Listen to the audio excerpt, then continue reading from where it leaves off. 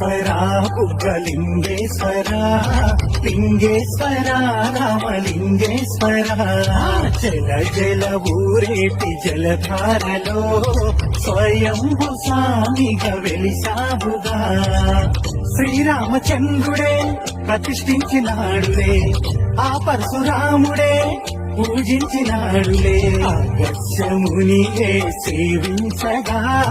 అఖిలాండమంతా తరించగా Lingeshwara ఉగ్రలింగేశ్వర Lingeshwara Ramalingeswara